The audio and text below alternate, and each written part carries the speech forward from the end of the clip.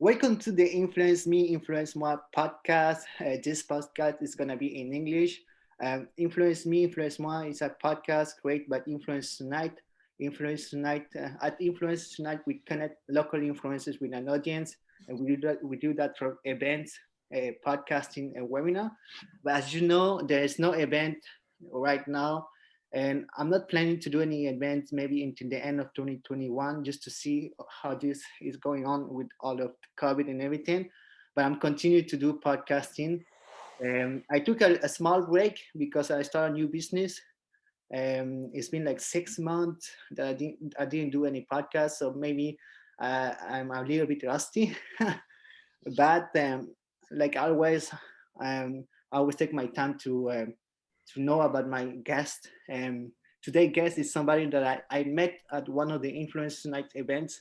My Spa, My Passion in 2019. Yeah, 2019. That's like 2 years ago already. Hmm. At that time, we used to connect everyone together in person. So I saw him on social media and I said, this guy, he's amazing. He's always always doing business and always creating content.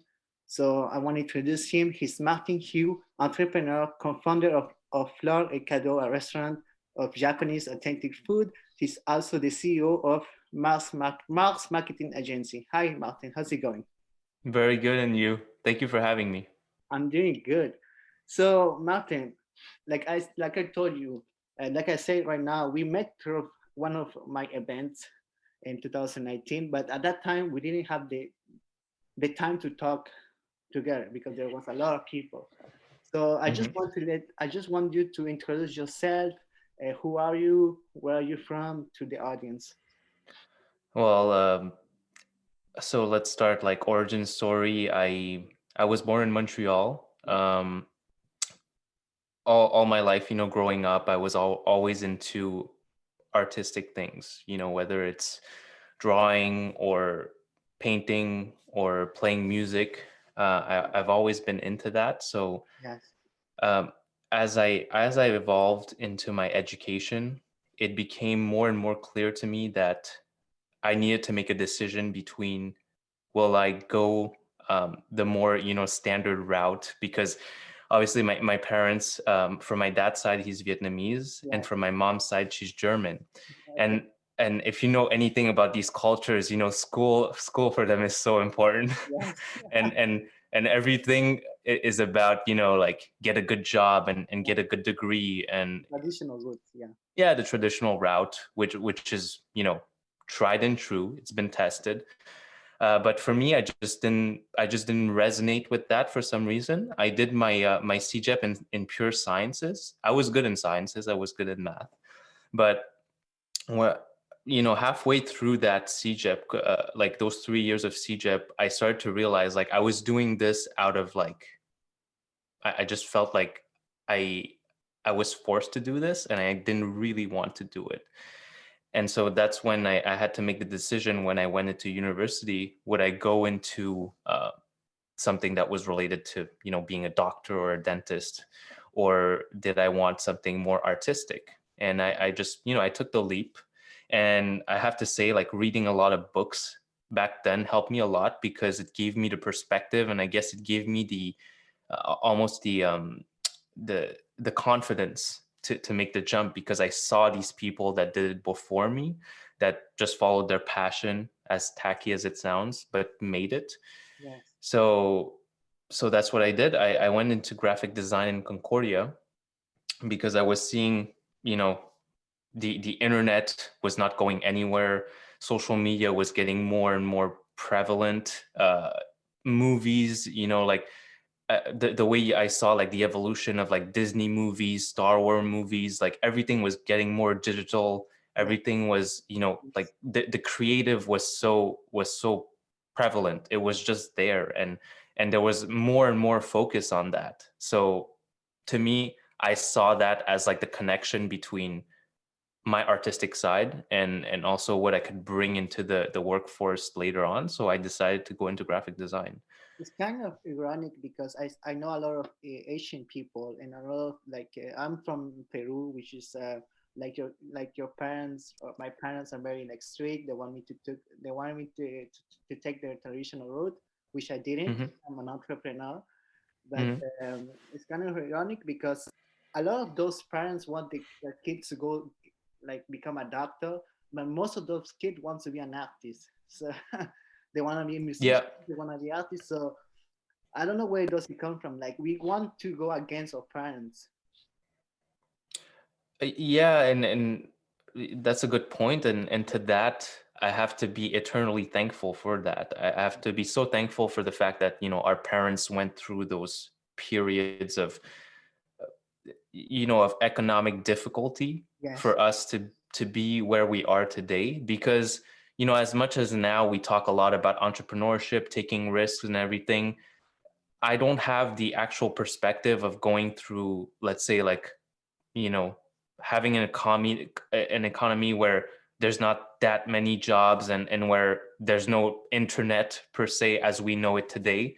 So there's definitely not that many opportunities back then versus now. Now with the internet, it's almost like if you want to start something, you can start from scratch, and there's actually not that many barriers to entry.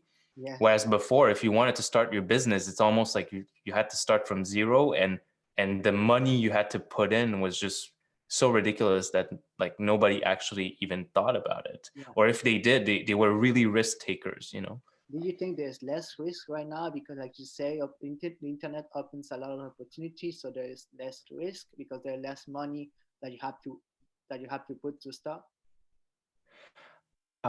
It depends on what you want to start, Yeah. obviously. Like there's always like a level of risk for any generation. There's things in there right now that could be super risky, like if you put all your money in Bitcoin, for example. Like, that could be super risky. Yeah. you know but in the sense of like starting something that's your own thing right now, it's never been easier, and it's never been more just like at the tip of your fingers. If you really want to start it, you want to have a website today.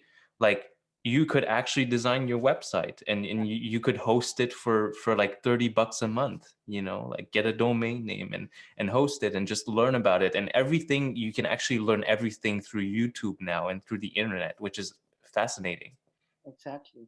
So talking about learning, you said that you went to a university, graphic design, but you also did a bachelor degree in marketing.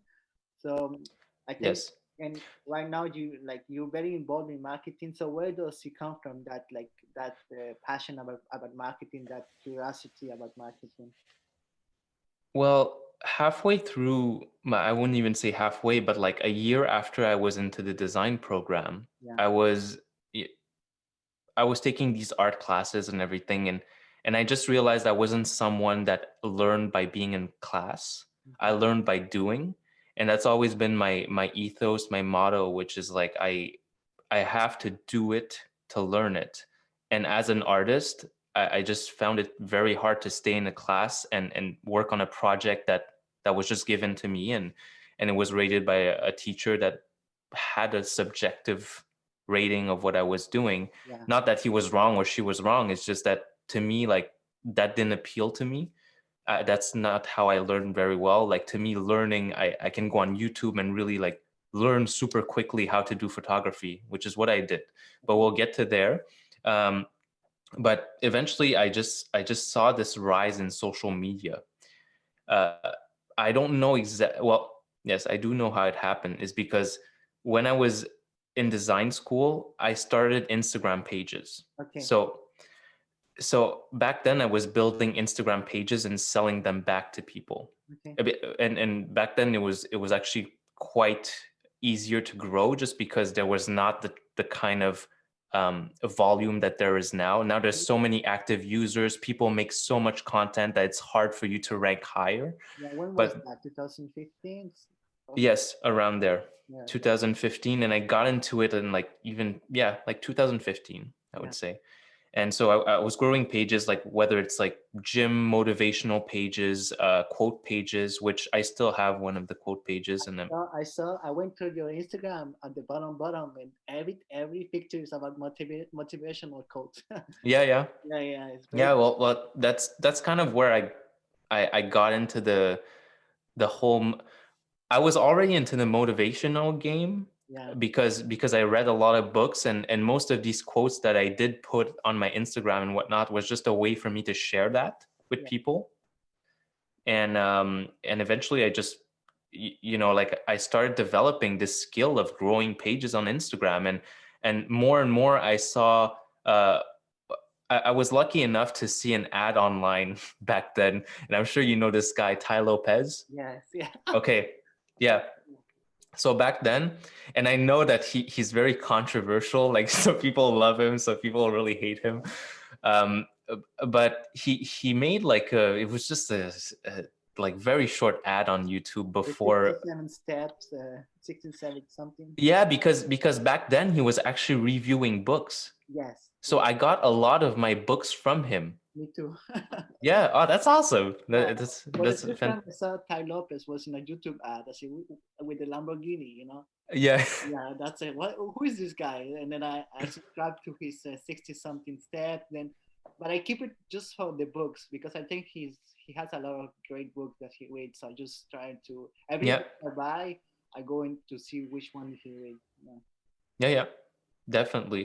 And from, again, from there, I developed this passion for motivation, which led to the Instagram pages while I was studying design. And so I just saw this correlation between communication, marketing, and also creative, right? Because at the end of it, when you're doing a post on Instagram, when you're creating content on TikTok, it's a creative. You create something. Exactly. And I just realized that, oh wow, that's kind of like the glue between what I like to do, which is create, which is being an artist, but I'm also very passionate about anything that's communication. Okay. Because I'm going into my CJEP years and university years. I was big into listening to, well, mostly like audio tapes or books. I think even back then it was like called audio tapes, Yeah. but from like Zig Ziglar and all that stuff, like selling. And I was always like fascinated about how they communicated. I Exactly. really liked that, and I forced myself, like let's say in a classroom. This is a side tangent, but I think it's important to the story because it gives a little bit of a color to where I come from. Is I was not always like socially very articulate. Okay. So I needed to push myself outside of my comfort zone to go talk to people and to just say hi and be like, hey, this is me. Like I just want to meet like I'm gonna meet new people. And that was like a challenge of mine for a long time. So that's where both of them connect, the creative and communication together, which to me is kind of what marketing is. And that's how I decided to switch from graphic design and go into marketing at Concordia. But as you say, I don't think like creativity can go without communication. They have to go together because you can create something, but if you don't know how to communicate, nobody's gonna know about it. So like, Yeah. I think let's take for example Pablo Picasso. He knew how to communicate in his painter. Like even Mm. when you see what he raw, you can see there's some sort of communication. So everything, both of them are connected. Yes, and it was very humbling for me because I had to learn how to, as an artist, not have such an ego that to say, oh, if I do great art, everybody's gonna know about it. And I think this is also a big question and a big challenge for a lot of artists out there, is that you have to decide whether you're an artist or you're a marketer. And if you're really like, if you're really lucky, you actually have both. Yeah. But that's more rare. But that's why, like, let's say like singers often have managers and they have a record label to help them promote their stuff, like. And obviously now it's getting less and less centralized like that. I think people like artists have more and more power and they have more responsibility. Yeah. But like to me, it was more on that aspect that I was very interested in. I was interested about the fact that, hey, uh, I can create something amazing, but it doesn't matter if nobody knows about it. So, so And you, that's where I was more curious about marketing. so you consider yourself more of like a creative person than a communicator, or you think you are both? I think I'm both. Oh, that's nice. I think I've learned to be both by now. But because I still do enjoy creating so much, I still create like every week. I have 3 to 4 shoots for clients, whether it's photos or videos, and that to me is like my outlet. But I'm also very passionate about anything that's finding out the channel in which we're gonna deliver this creative, Okay. because it doesn't matter for me if I make an awesome video for a client but then nobody gets to see it. Like that would be very ironic and sad in some way. Exactly. So that's why you start learning like Facebook ads, Google SEO, Yeah, so you can get your yeah. keyword to people. Yes, and in the same way, that's why I like to go to events. And again, props to people like you making these things happen. But I love going there because it's a way to connect. It's a way to communicate. And without the communication, nothing really matters, you know? Yeah. So let's just go back a little bit during your studies. And when you were studying marketing in Concordia, what type of marketing were you studying? Was it mostly like social media? Because I think it was around 2017, 18 that you were studying marketing, and they were they still Yeah. like keeping the old traditional marketing, or they were like already involved in social media and that type of stuff. Well, this is a great preface to what I'm about to say next, but I dropped out of marketing Oh, class okay. because of the fact that of what you were saying is what they taught was so outdated. Okay. You know, like I think I've learned a lot of like the basics of it, but at a certain point, I just felt like this wasn't moving fast enough for me. Like but because by that time uh, I was already taking on my first clients. I was doing, mostly I was doing photo shoots for free because that's how every artist kind of starts, like it's like, oh, do you want some photos of your, and my niche was the hospitality industry. So restaurants, hotels, bars, clubs. And so I was just like, do you want some photos of your food taken? And back then nobody really understood why they would want that. They were like, what? Like, why would we even be on Facebook?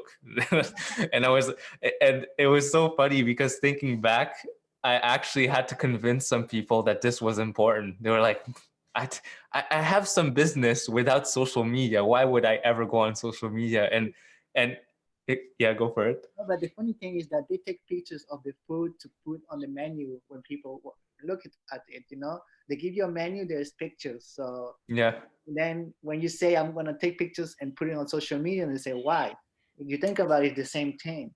Yeah, it's the same thing, but it's just one thing I've learned through marketing and through just like studying social, I guess like what do you call like human behavior, is that we're very slow to change. Mm, mm, Unless we're forced to, which is like this COVID situation, we've been forced in some way with restrictions and everything to behave a certain way. But if it's the natural process of thing, adopting something new, human beings are actually not that quick to adopt it. exactly. So I imagine that at that time when you were getting your clients, your first client, that's when you start your own company, mass marketing agency. Is that around that Hmm. time? Yeah, but one important thing is that I didn't have this vision of really having this holistic service. To me, at first, it was more focused on the photography, on the visual creative, and I did do some social media management, but I kind of did everything just by myself because that's how you start off, like a business, and I had to learn enough to be comfortable enough so that if I did hire someone to do it, I would know exactly what they should be doing and not just say like, oh, well, please do social media management for me. And then I'd be like, "Oh, but I've never done it." So I had to have done it. Uh-huh. And that's how it started, and eventually grew into something else. Like we offer more services now, like web design, and also like really like full blown, video campaigns. We do influencer marketing, all that stuff, but that came later, as I got more comfortable with my ability to deliver on the creative. So when you start your company, you quit school. What were the reaction of your parents? Because you were see at the beginning that they were very strict. They were like they want you to follow the traditional route. So when you say, "Mom, Dad, I'm going to quit school. I'm going to start my own marketing agency," what was the reaction? Well, they weren't that surprised Okay. because the way I did it was I did it gradually. Mm. And I think this is also an important point to anyone that wants to get into entrepreneurship. Sometimes we glorify this image of people that just like leave everything behind, and then they they start this thing and it's so risky and all that stuff. But to me, it's more about like, let's figure out a way to be smart about this and to reduce any risk. Yeah. So I started my business while I was still in school, and I was also working at a restaurant at the time. So I did it very gradually, and as I saw that I got more work from it and it took more and more of my time, then there was a turning point where I had to decide if I was going to like really like, put 100% in it. Yeah. But by that time I already had clients. I saw that it was a viable business, and then I did the jump. So you went progressive. You didn't Yeah. just like Yeah. that, which you think is a better way to start to start a business. I just think it's a less risky way, but I'm not sure if it's a better way because, again, everyone's different. Like some people, if they don't take that huge jump, they would actually never do it. Yeah, it's true. So your parents weren't that surprised. They said, "Okay, he's already has like some client. He because you did a progressive, you already like have a proof of concept." So they weren't that surprised. No, no, no. I mean, obviously we had a little talk about it and everything, but I was showing them the results that I got from the business, and not necessarily specifics and numbers, but just the fact that, hey, look, I already got like 3, 4 clients that have been with me for like a year now. They're going to develop on more stuff, and I'm working on closing 2 other clients now, and there's someone that works freelance for me. So the pieces started coming together, so they weren't really that surprised when I took that leap.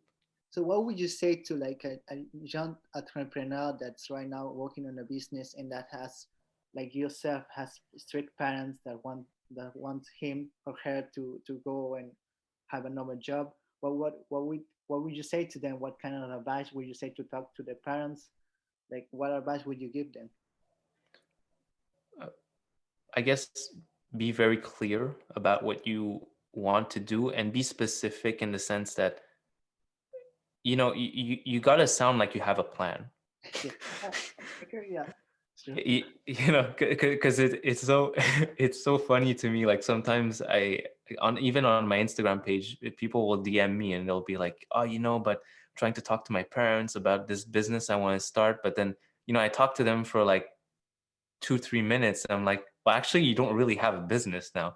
Like it's just this fantasy of yours to start something. But of course your parents are going to say, take your time, like don't rush into it. But if you come to your parents and you have a specific plan, you lay out what you're going to do in the next 6 months, and if you hit that goal, you tell your dad or your mom or both of them that, maybe if by the 6th month, if I have X amount of clients, whether that's 3, 4, 5, however you want to quantify it, if I reach this goal, I'm going to put more time into my business. So I might go part-time into school only by that time. Yeah.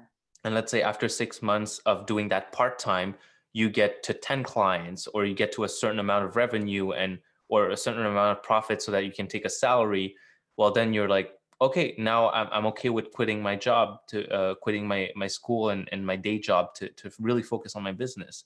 Like that to me is, it's almost hard for a parent to not respect that, you Yeah, know. because there's proof, and then you plan and you know where you're going.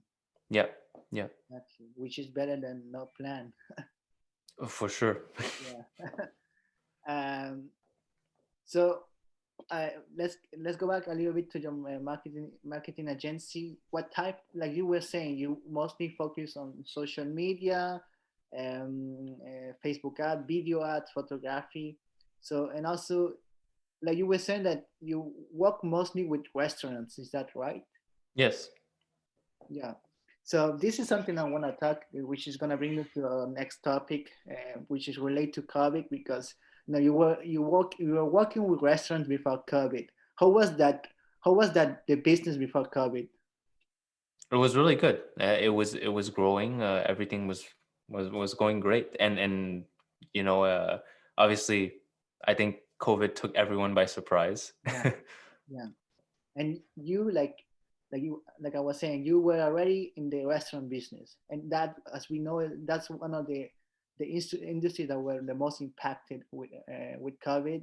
A lot of Mhm. a lot of restaurants closed. It's been like I think 6 months that in Quebec the restaurants are closed. There's no date yet in Montreal when they're gonna reopen. So, how's your business doing right now?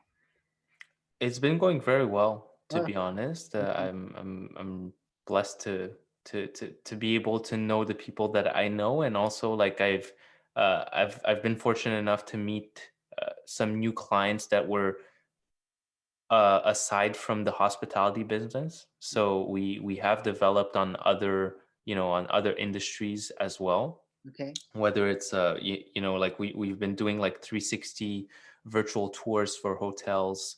okay, We've been working with, chalets, people that want to rent out their chalets that close to Montreal. We've been working with right now I'm working with an electric boat company, okay. which again, it happens just by word of mouth. People see our work and they're like, oh, okay, maybe we can do something together, and then that stems from it. But overall, it's been quite tough in the sense that it takes a lot of willpower to really reinvent yourself. Yeah, It because once you have your wheels turning, you're just basically coasting, and you just, you're going with the flow. It's not like you need to push a rock up a hill.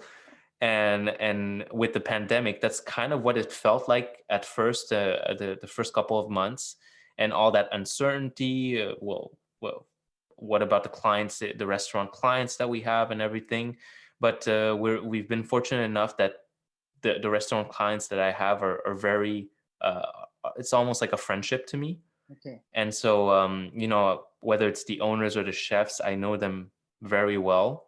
And we've been able to work together to basically advance on their marketing plan during this pandemic, for them to not necessarily make like the most profits ever, but at least, keep above water, and make a little bit of, you know, take a little bit of whatever they can get. Do you lose any restaurants, any clients during this pandemic? Do you some that say we can't afford that? Sorry, I didn't understand the You lose question. do you lose any clients, like some restaurant that say we can go on, so we have to close, or do you have the same, like you said, Uh, or mostly it's friends? it's the same clientele. Okay. So that's why I'm saying I'm very like fortunate about that, because the restaurants that we were working with were all very highly rated restaurants in Montreal. Yes. Not necessarily because like they were super fancy or something, but it was just because the food they made was great, and the product they have is great, and the people that are there is great. Their team is great. So they've been able to adapt fairly quickly. Yeah, because I saw that you work with like you said, like established restaurants that have like maybe three like franchise that have 3 or 4 like restaurants in Montreal, and so Yeah. yeah, so they still have like the budget to continue going on even during this pandemic. Yeah, They having the budget is one thing, but it's also they've been we've been clear enough with each other so that the moment the pandemic hit, I've had a meeting with all my clients and I told them, look guys, like I know that during a time where it's uncertain and revenues are going down, your first reflex is going to be to cut costs. Yeah. And that's always the reflex. But I've told them, you know, in terms of marketing and in a restaurant industry like this, where there's 1,000 other options for people to order from, especially with Uber Eats now and everything, I don't think that's the best approach that you can do. To me, I would really go hard for the first 3 months. Afterwards, we can go into more like, more just like going with the flow and coasting, and then we can come up with new ideas. But that's the great thing, is that my clients actually listen to me, and we did photo shoots really quickly to be on Uber Eats, to be on DoorDash. Like we were set up within like I would say like 3-4 weeks of the pandemic hitting. Okay. Restaurants that never did deliveries or takeouts before, Okay. you know. And I think that's the power of like, if we trust each other when we're doing business together, that's really key, because the timing and especially the time that you waste uh, by waiting to make a decision, that can be the turning point between your business continuing to succeed versus your business going under. Because especially with a restaurant, it's very low margins. um you don't have the cash flow is not that great. Like you have to handle it very like you're basically like handling a tight ship, and Yeah. everything needs to be perfectly like in order. Every expense needs to count. So I'm grateful that they had that trust in our agency. Yeah, like you were saying, most of those established restaurants, they didn't even think about deliveries because they were not that kind of restaurants, you know. Like they were like people go in, they have the experience inside the restaurants, and there's no delivery. Mm. Like right away, you say to your customer, "Let's start doing delivery. Let's go to Uber Eat, DoorDash," which is a good way to start during this pandemic. But I don't think in the long term it's a great way because they take a lot of money. Uber Eat and DoorDash, is that right? Yeah, they do. But hopefully with the regulations that come, like they might take a little less. We'll have to see about that. But to me, the approach was always, so all of my clients, they have their own takeout and delivery platform. Yeah. So you can still order directly from their website, and they get to keep the actual money that they make, which is only fair for them. Yeah. But I've always told them as well, like, you want to be on these big platforms because they do bring you some sort of awareness. Okay. Like some person that would have never heard from you before, all of a sudden they might scroll onto Uber Eats and see your listing and click onto it, and eventually order.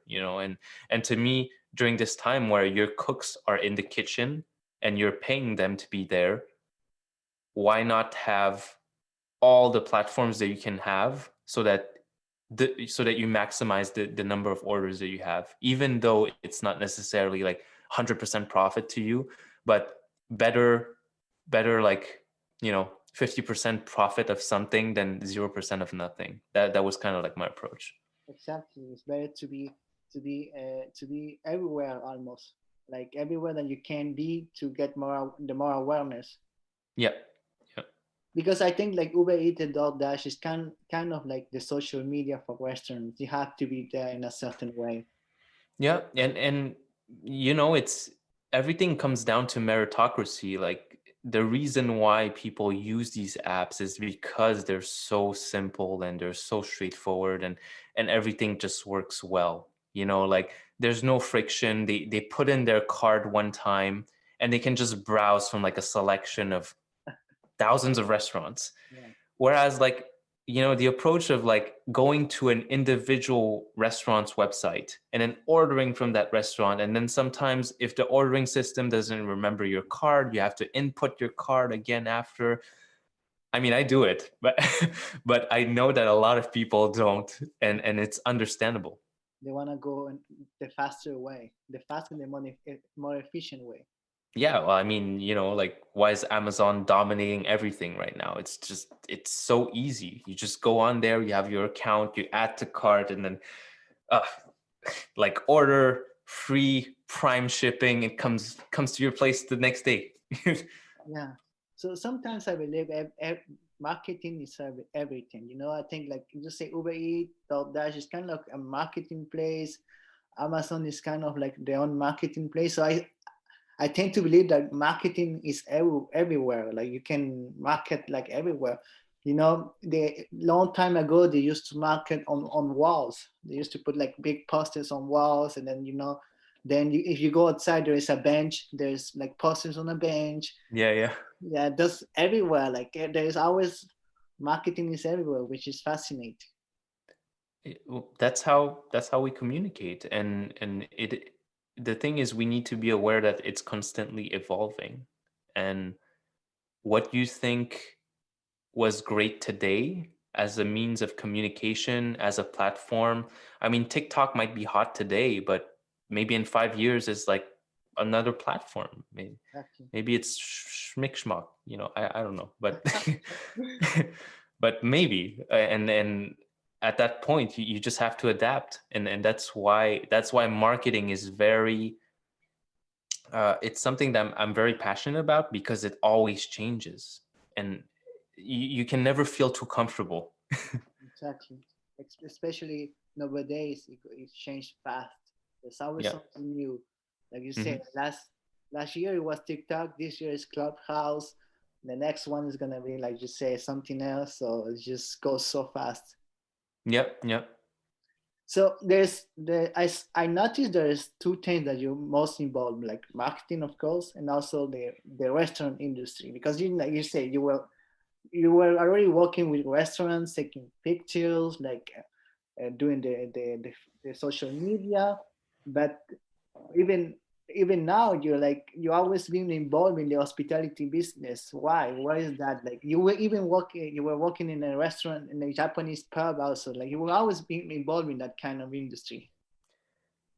I think it really stems back to what I was saying. Mm. Like, I've had this passion of learning how to relate to others Okay. when I was starting CGIP and everything. Because to me, like, if I got to meet people, like, I've always liked the saying that said, you're the average of the 5 people you hang out the most with. Yeah. And I've always been a believer that if you surround yourself with the people you want to be like, you will become them. Hmm. And I've always asked myself, how do I get to meet them? How do I get to meet them? And through my experiences, and through just pushing myself to go say hi to people, and to perhaps just develop a conversation, a point of interest, I've learned that a lot of people, they just want to meet other people too. Yeah. As like, sometimes we take ourselves so seriously, and especially going. I wish there was a class, when I was in primary school, elementary school. There were classes that just taught you social skills. I Mm. think that would have been amazing, Yes. because you just go through primary school, you hang out with your clique, and you have your I don't know, your 4 5 6 friends or whatever that you really hang out with, and you eat at the cafeteria with. But aside from that, like, a lot of times what happens is you just end up hanging out with those people, Yeah. and and you just get very comfortable with them. But then, you get into high school, and maybe you want to go talk to that girl that you're like, I'd love to, ask her on a date or something. And then you're super shy because you just don't know how to talk to them. You don't even know what you would say. Yeah.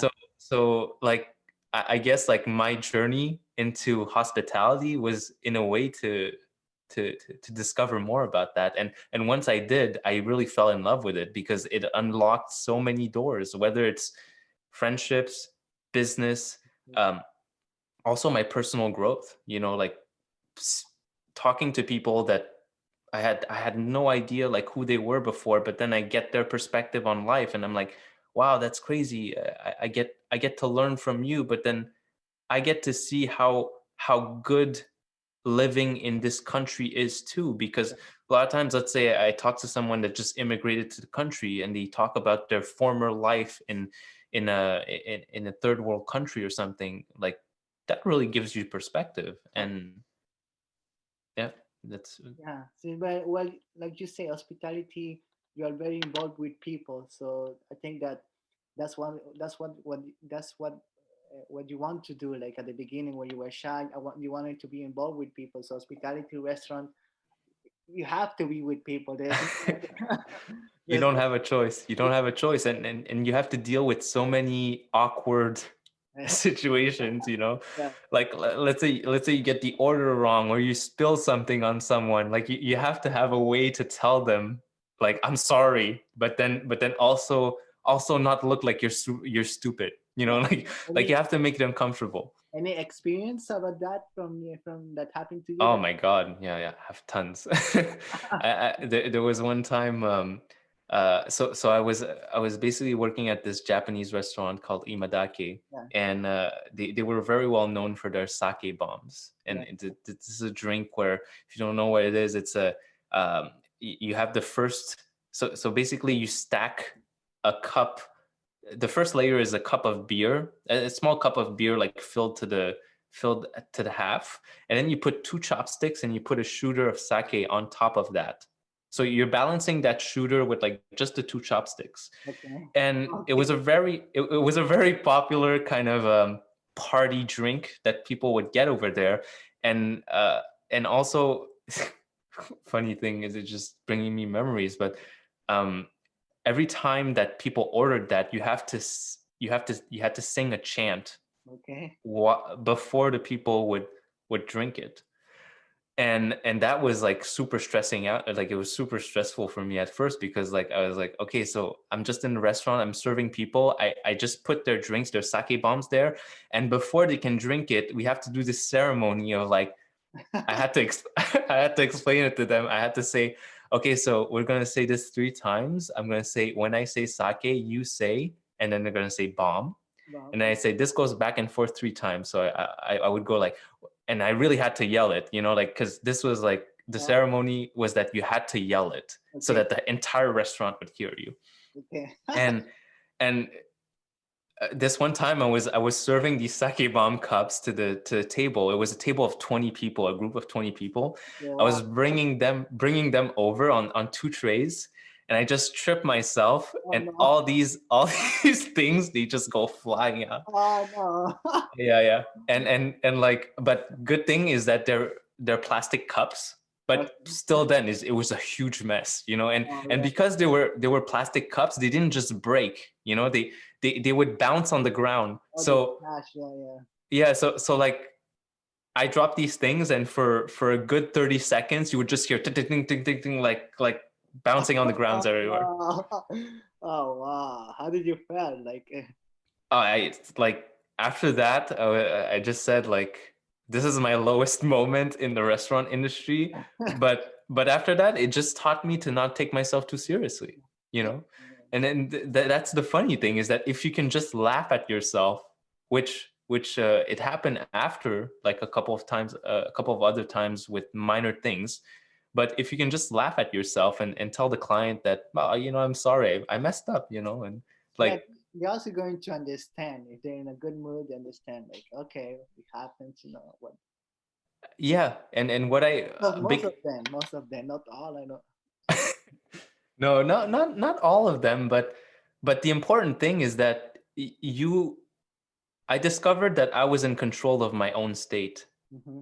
So regardless of what happened, if I could control my emotion, the state that I felt, I could be in control. And if something really stupid happened and I dropped something, it wouldn't matter, because I was still in a good mood and I was willing to laugh at myself. And that taught me so many things on conversational layers. When I'm socializing with people, when I'm making someone a little bit uncomfortable, I can right away, I guess I develop more empathy Yeah, you through could read that. the mood. You can read the mood better.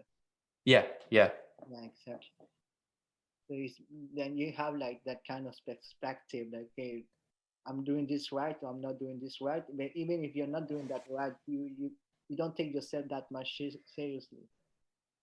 Yeah, because at the end of the day, that's just your ego. Like and even when you're stressed out to do a presentation, um, because you've done like Influencer Unite, Yeah, I'm sure you've experienced this, but like when you get in front of a crowd, you're a bit stressed out, and you're like, or like, unless for me, like that's how I felt like whenever I went in front of a crowd or I did some sort of interview on a stage, like I felt this pressure of like, oh my God, everyone's looking at me.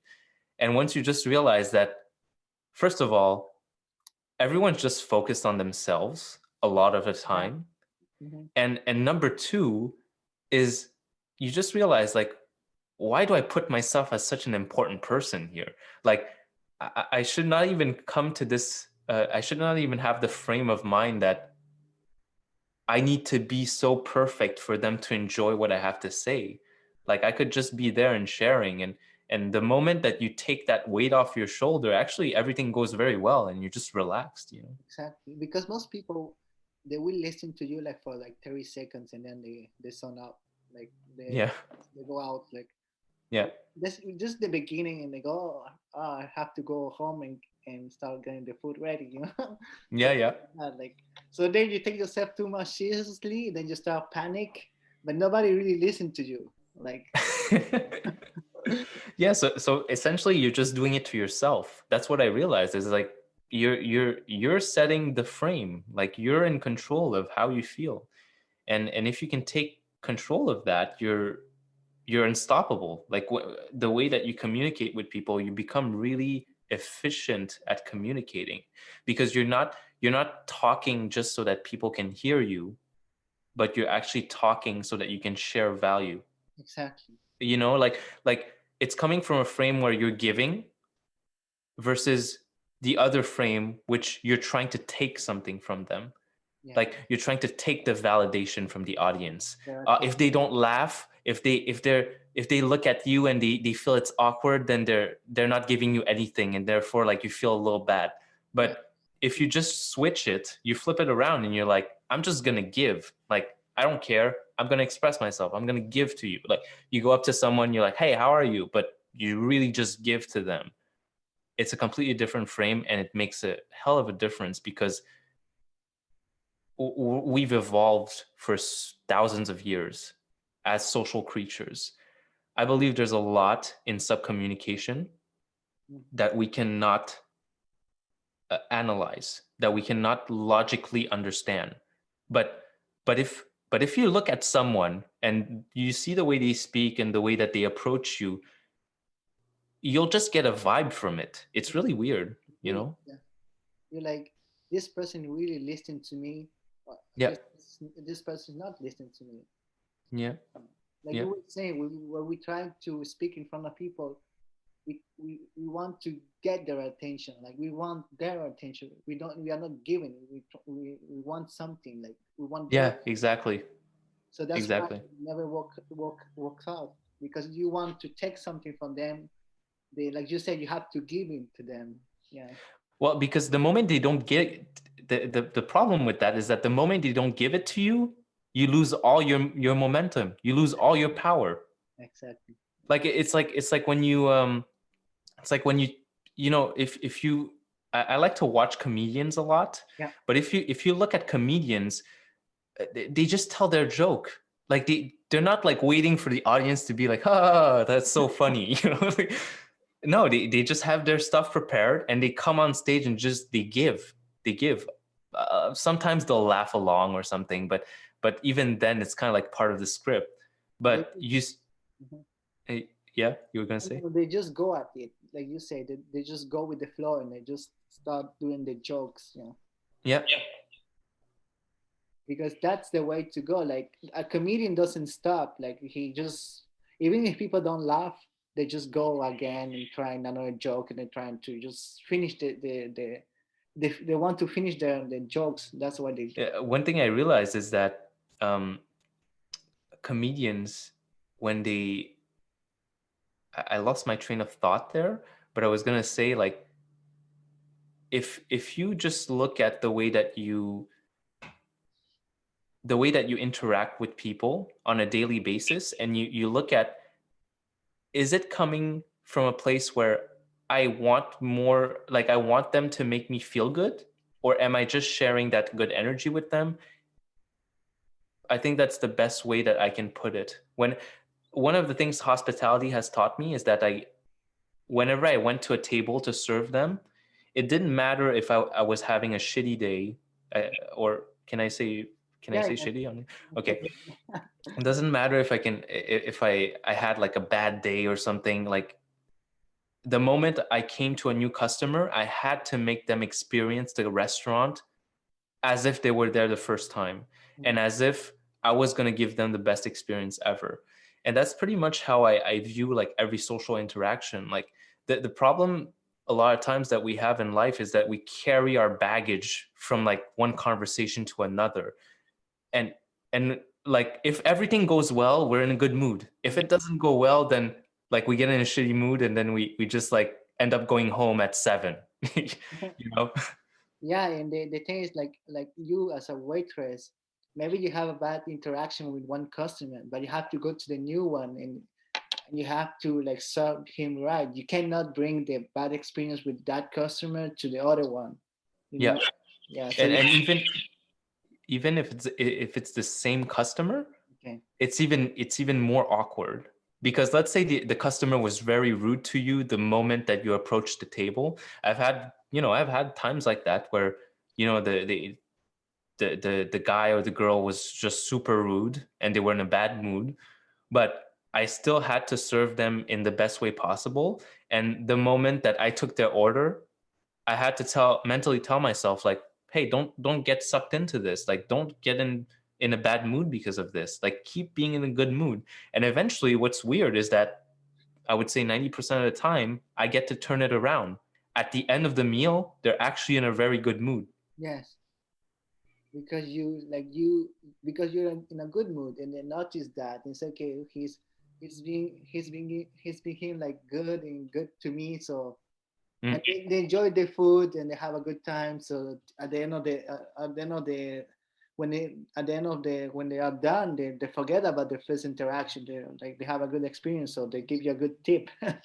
Yeah, yeah. Yeah, And it's almost like they feel guilty, like they feel guilty to be in such a bad mood, yeah, like like because at first, if they can change your mood quickly, they'll be like, yeah, well, like let me throw this little negativity at this person, and then they see you react, they're like, "Oh, okay, it's fine, I can still be in a bad mood." But if they keep throwing negativity at you and you're just smiling, at a certain point they're going to be like, man, this guy's just like in such a good mood.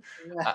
I feel like physically bad to be in a bad mood right now. So It's eventually they start laughing, they start like smiling. I guess with all your experience in the hospitality business, the marketing and the work with your clients, it was a natural thing for you to start your own restaurant with Flore Cado. You're not alone in that business. How did that start? Because we were talking in the beginning, before we start the podcast, that this is something that you start during the pandemic. So I want to go into that. Um, Flore Cado is a restaurant in Chinatown, Montreal. It used to be like in a lot of flower store. So that's we Yes. call Flore Cado, which is flower and gift in English. Mhm. So even before the flower store, it was a restaurant. So it has kind of like an history, like restaurant flower. So how did you start that business? Yeah, there's a lot to unpack there. Well, one of the partners there, which is a very dear friend of mine, which I've gotten to know him as a client, w- he was he was like one of the first clients that I had at the agency. And back then he was partner in another business, Yeah, like a co-owner of that business. It was a restaurant on Saint Laurent. And like I just got to know him because I was going there to do some photo shoots and everything. And every time like I crossed him, we had good interactions and everything. And I never really understood that much about him. But then eventually one day, like in a photo shoot, like he passed by, and he was talking to the other co-owner, which I knew better. He was talking about a project he was doing. And essentially his name is David Schmidt. Okay. This guy, he's the head behind the brains behind like the concepts. So uh, when we started Fly Cadeau, he's the one that did like all the interior design with another one of our partners, Sarah.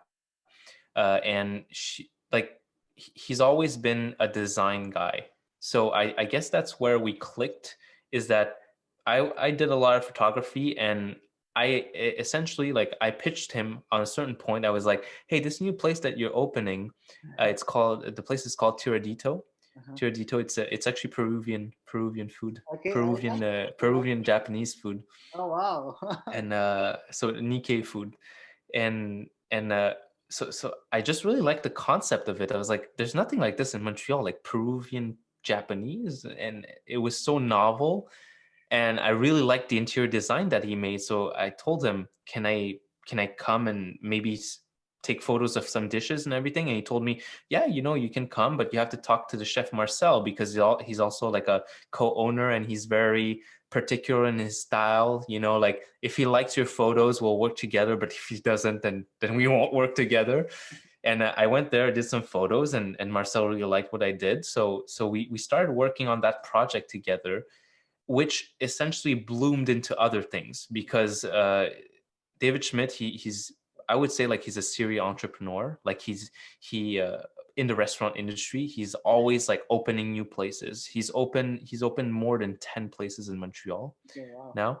And he's always had an eye for concepts that were novel, concepts that were like outside of the norm, things that were just like cool. And you just didn't know why it would be cool, but then when you put everything together, you're like, holy shit, this is cool. Like, you're like, I want to be here to like take a drink, or go eat. Like, the interior design's awesome, the staff is awesome, the concept is awesome. So through our years of working together and having him as a client, eventually he found this spot, which is Fly Cadeau, Yeah. an old flower shop. I don't know how he got like the information that this locale was available, Okay. but it was. And he was in the process of kind of like, negotiating for a lease and all that stuff, and possibly, starting that concept there, which is basically like Fly Cadeau. It's a Japanese uh it's a Japanese right now it's like a Japanese snack bar. Yeah. So we do a lot of these more, I would say, like, every ingredient that we have on the menu is freshly made. It's made in-house. We have these awesome boxes that are called bento boxes. So Yeah. it's basically like a lunch box, and everything in there is, it's handmade. It's made in-house. And even the fact that we decided to do that, people people were a bit like surprised, because uh, what the work that goes into those boxes is so much work, and the cost of that fish is so much that it's almost, um, we're selling it almost like at the cost of what we do it Yeah. at, Okay. you know. And I think that's what really attracted people to our product too, was that not only is it really good, and I don't take any credit for that, it's the chef Tetsu. He's amazing. But the fact that it was so good, but it's also very like reasonably priced, and it just, and also the fact that we're all these partners coming together, where we make a culture that is not just about like, oh, we're opening a Japanese restaurant. It's also like, it's a snack bar, but it's also a, a musical destination if you want to go through, because one of our partners is also a DJ, so he spins vinyls over there Yeah. as you're eating. So there's really a vibe going on there. And all these people I met at some point through the agency, because I was doing either work with them, or I just met them at a party, at a staff gathering, whichever. And we just kind of vibed. And when David came to me with the Fly Cadeau building an idea, he told me like, hey, you're already doing social media for like all my places, and I really love what you're doing. So after I open this place, you're gonna do it for this place too. But I want to give you the opportunity to invest in this Okay. because I think like we have a good thing going on, and I like to keep people. When you work well with someone, you want to keep working with them Yes. essentially, but because like you only have 24 hours in a day, and if things get communicated clearly with someone and you just get your vision, you want to work with them. How So many when you how many partners are you? How many business partners are you now? nine, Oh, nine. Okay. yeah, and everyone has a different strength. Like Okay. we're you know Chris Guilty, one of our partners, he's the one that owns so the vinyls that we have at Fly Cadeau, it comes from the record store of our partner. Okay. So that's why we have so many vinyls. Like, so essentially, like he can bring like a ton of vinyls because he has a record store. Okay. Another one of our partners, which is Hideyuki, he's the one that likes to DJ, but he's also the one that was he's also a chef. Okay. So he gets along well with Tetsu, which is the main chef, the head behind the cooking and everything that goes on with the menu, the creations. And then we have other partners too, like Tamara, Alex, which are people that have worked with me at my clients' places as head bartenders. They've always designed very great cocktails. Alex Kings, he's worked at the bar at the Four Seasons. Okay. He was the one that he was there at like the initial team when it really first started. So everyone in the team really has a solid background in hospitality. And I guess you like do a lot of the social media because that's your specialty. Exactly. So we take care of all the creative, whether it's photos, videos, yeah, and that's it. Like social media management, communications. That's my agency.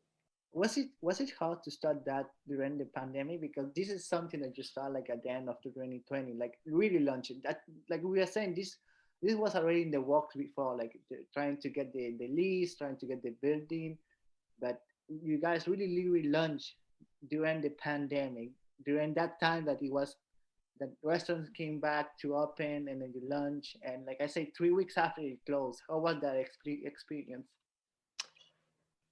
It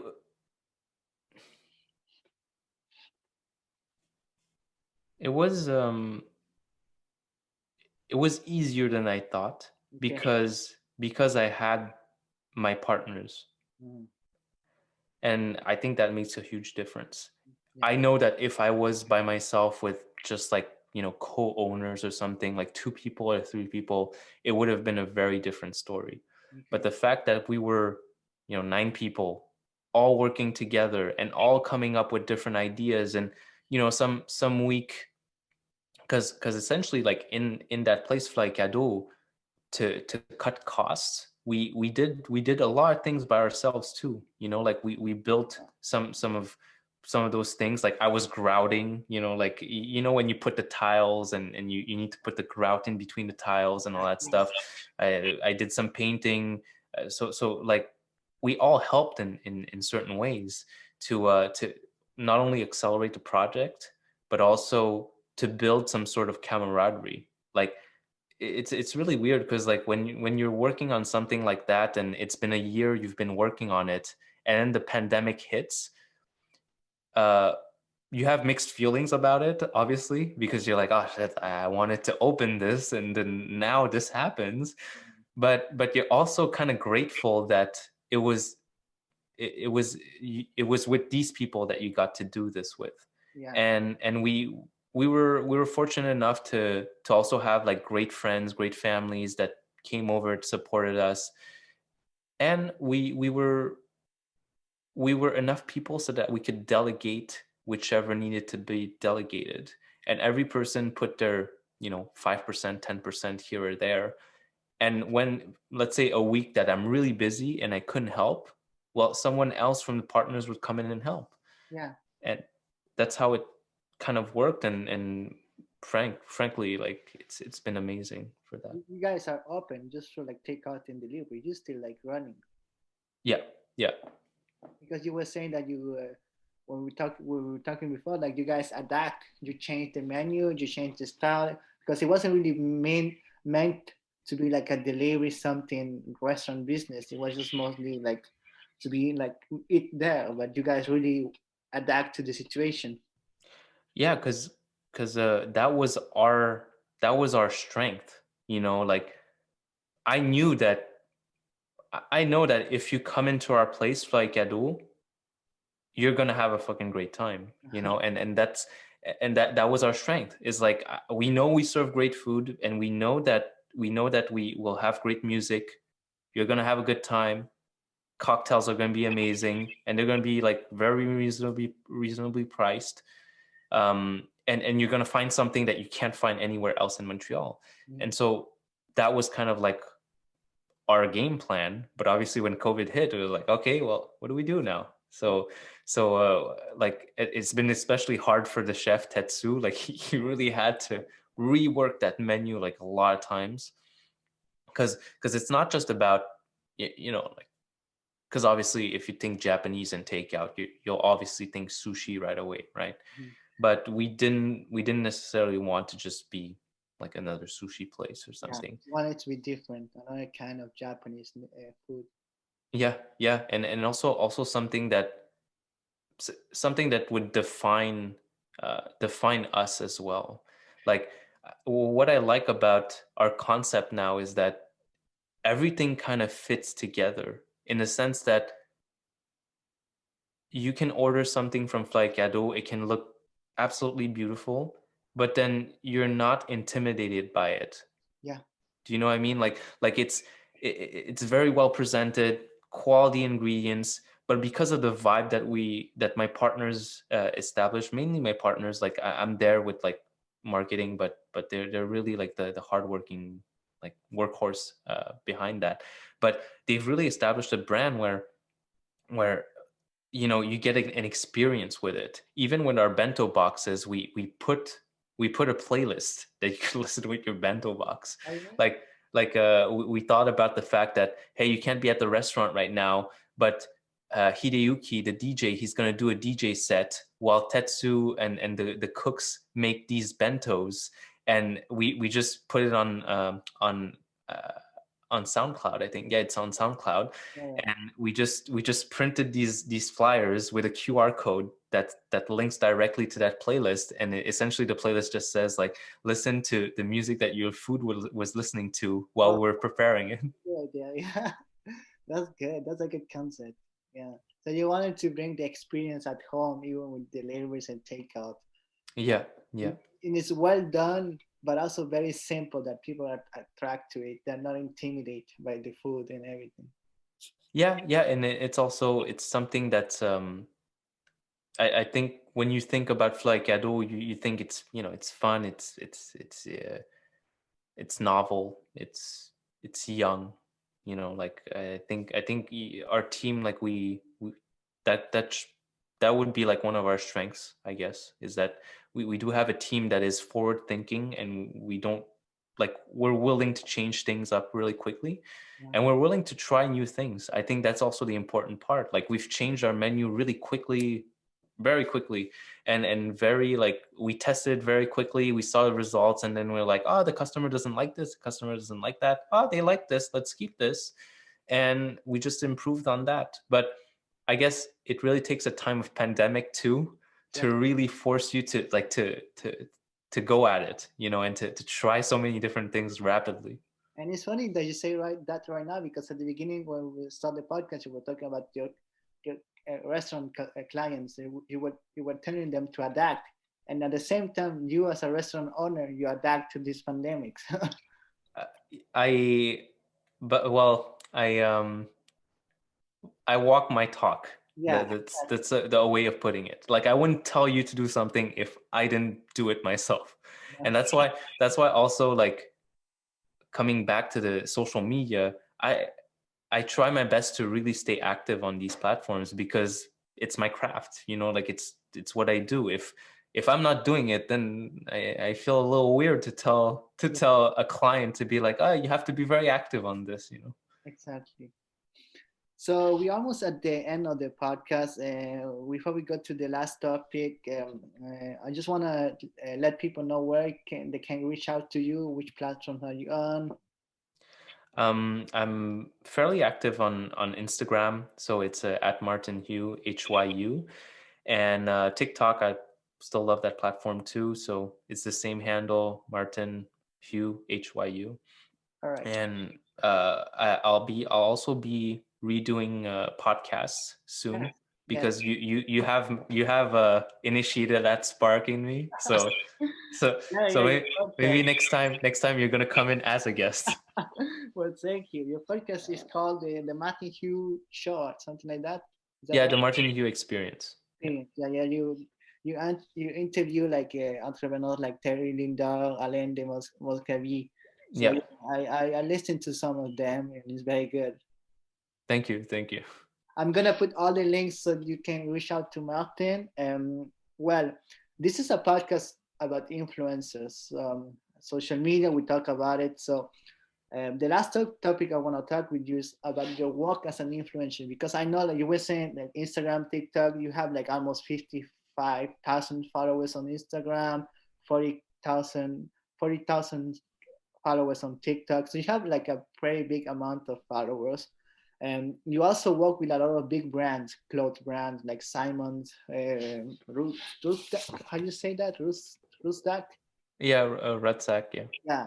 So you, on top of doing business, restaurant, and marketing agency, you also work as an influencer. How do you collaborate with those big business? How do you do that? Well, it's a bit different in this sense because I was always doing part-time modeling. Oh, okay. So I've always went through like an agency. So these whether it's Simons or Red Sack, like a lot of times they'll reach out to the agencies and they'll look at my profile and they say like, oh, this is kind of like this is the look that we want, and if I'm available, we'll do a shoot with that.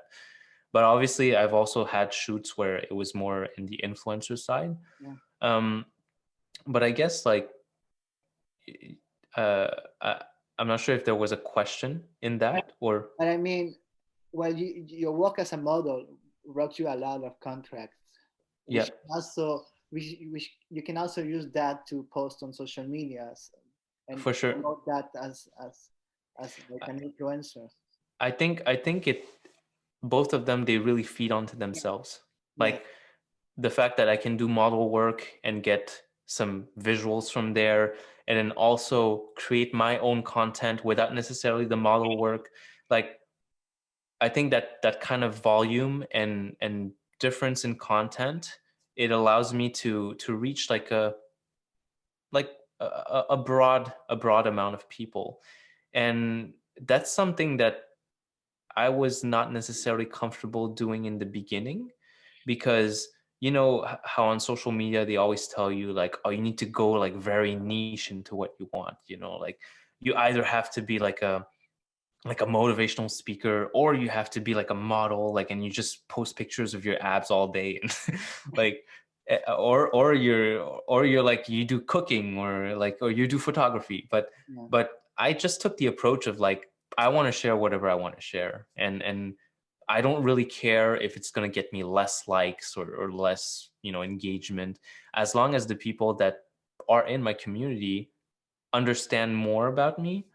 I'm really happy about that. And that's why like I love the fact that you can there's so many different platforms now which allow you to express a different side of yourself. yes, The reason why I think TikTok um is so valuable to people, and why like people really love it is because it allows you to get into like a silly kind of self, and people on TikTok just don't take themselves seriously, yeah, like, exactly.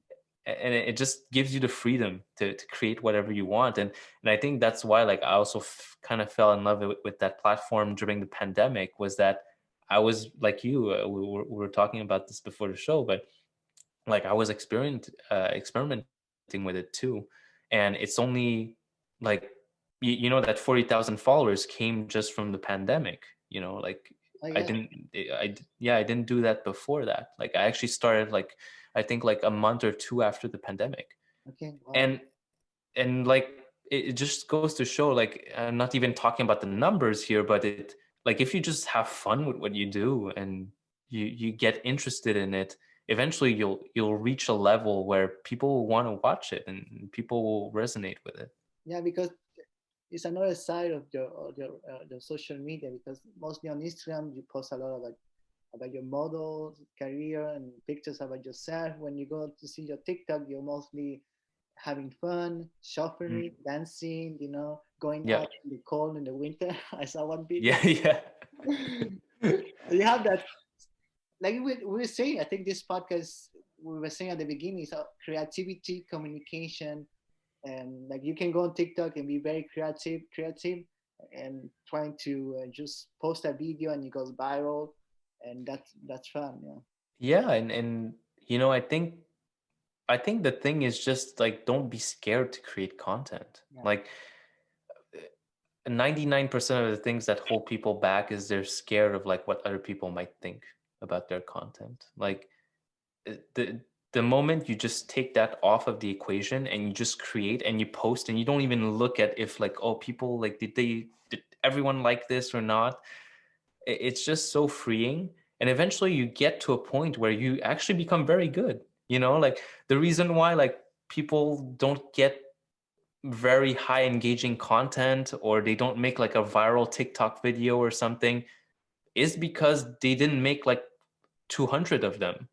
Mm. you know I mean, my first TikTok video was not viral, like, but eventually, like, as I got to like my number 50 or like 100, then, oh well, okay, there's a video that clicks and people like it, like. And like the problem too with sometimes the society we're in, is that we only see the highlights. We only see the highlights of like, of someone that had like 1,000 followers yesterday, and all of a sudden they have like 50,000 or 100,000, and then people are just like, oh, I just want that one viral video. But yeah, but you don't realize that person that got that viral video, they've probably been making like 2-3 videos a day for the past 2 months, or Yeah. you know It doesn't happen that often that you put. Well, it happens that you put one video and it goes viral, but that's not really the case for most people. It Oh takes. yeah, that's like winning the lottery. Like, Exactly. and again, that's just the way people like to see it, so that they can make an excuse not to do it. Exactly. Like, oh, it's like, oh well, I would do it, but no, I'm not doing it because that person, like people like to use examples, like the 1% example, that's actually not the majority at all. Like, for example, you'll see with celebrities or people that are rich, like people will say, oh yeah, well, they probably inherited all that money from their parents, or they probably got lucky. They probably, like, it's like, yeah, maybe, Maybe. but there's tons of examples of people that didn't win the lottery and they didn't get lucky and they just built it. Exactly. People most they don't watch. They only watch the top of the iceberg. Like there's all the under the iceberg. The iceberg. Yeah, Yeah. yeah. So they don't Well, one. the under. Well, yeah, that's true. One of the things that I really liked about, it was Ty Lopez that said this. He said, I don't remember in which video, but he said, like, it's so funny to me. Like, people always talk about making like $10 million or $100 million. He's like, before we get you to $100 million, let's get you to like $100,000 a year. And it's so true. Like, people make these gigantic goals so that they feel like they'll never reach them, and therefore they don't even try. Whereas if you make a goal where it's actually attainable, you start thinking like, oh, okay, well, here's what I can do, to improve my finances, to make, like, let's say 1,000, 2,000 more a month here or there. Here's what I can do to cut a little cost or my expenses. It becomes practical, it becomes real. But like when you just put a random huge number, it's just like it's living in a dreamland, you Yeah. know? You have to go by small steps, small goals to build the big one. So you go small goal, and another small goal and another small goal, and all those small one are gonna get get to the bigger one at the end. Yeah. Yeah, and I just want to make a quick side note on this, which because I think it's important. The the habits that we have in life are so important. Like essentially, we're just like habits, or like walking habits, you know. And the person you are is just like a summation of all those habits, you know. And it's the same when people say, oh, I want to get in shape. Like, well, yeah, okay, you want to get in shape, and that's fantastic, but let's start somewhere. Let's not just say I've never worked out a day in my life, and then all of a sudden I want to work out six days a week, you know. And then I was just eating cheese, like cheeseburgers and fries, and now all of a sudden I want to eat like a kale and like a kilogram of kale or something. It's like, no, let's go step by step. Like that's the most sustainable, and eventually you're gonna get there. Like, and that's always been what I've tried to do, whether it's in business, whether it's in my like health, finances. It's all about just setting up the right habits, and once you get comfortable with them, it actually it's not that hard, you Yeah, know. Uh, it's not that hard. Yeah. like How, yeah. one last question, how do you deal with your social media, personal social media, and all your businesses like your restaurant, your marketing agency? How do you have time to post on social media to create your content? How do you balance that? by by not overthinking what I post. Okay, okay, I and by practice, like now for me to create a TikTok video, it takes about 10 minutes, okay. you know. Um to make a post on Instagram, like whether it's a quote or whichever it is, like takes me about 5 minutes. And I've even been more active on Twitter lately because I actually like the fact of just like randomly posting my thoughts on there, That's nice. because it's a quick outlet, right? But essentially that's what it is. It's just like lower the bar for what you think is acceptable. Like the moment you do that, it takes you less time, you're going to do more, and you're just going to improve so much faster. So that's why, like, I can create content for my pages very quickly, whether it's Instagram, TikTok. I just get inspiration very quick, and I don't judge myself to be like, is this the perfect image that I should post? When people get totally obsessed with their feed, is like, oh, if I post this, it's gonna mess up the whole.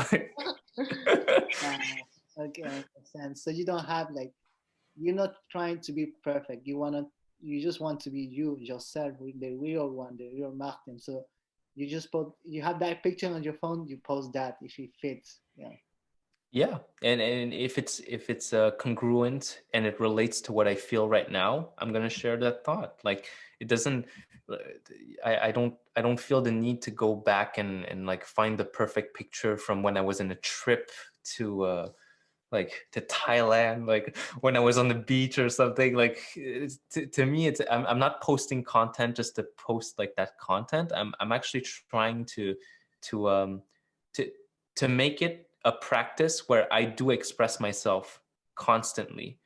And I think when you reach a certain level of authenticity, it it's actually not that much work anymore because you're just being you. exactly. Yes. Have you tried like Clubhouse? I'm experimenting with it right now. Uh, So I'm looking on how to start rooms and everything. I'm gonna be I'm gonna activate. I'm gonna start like getting ideas of what kind of rooms I can make on there. yeah. Do you think that that is something that business will start doing it, or this mostly people? It's something like, because most social medias start with people, then they go towards businesses. Is that something that Clubhouse is gonna become?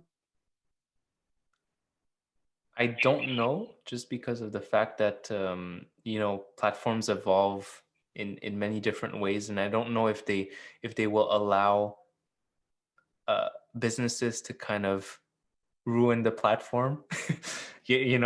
Like you'll be in a room and then all of a sudden like you'll have you'll have a like an ad pop up or something, or just like you're talking and then so we're interrupting this right now to give you an ad about like McDonald's. Yeah, yeah, I don't think so, but whether or not it's the case, it's like let's well, it's important to experiment with it regardless. I'm a big believer that you should always experiment with whatever platform that comes out, and if it becomes big, great. But if it doesn't become big, at least you had the practice of just creating.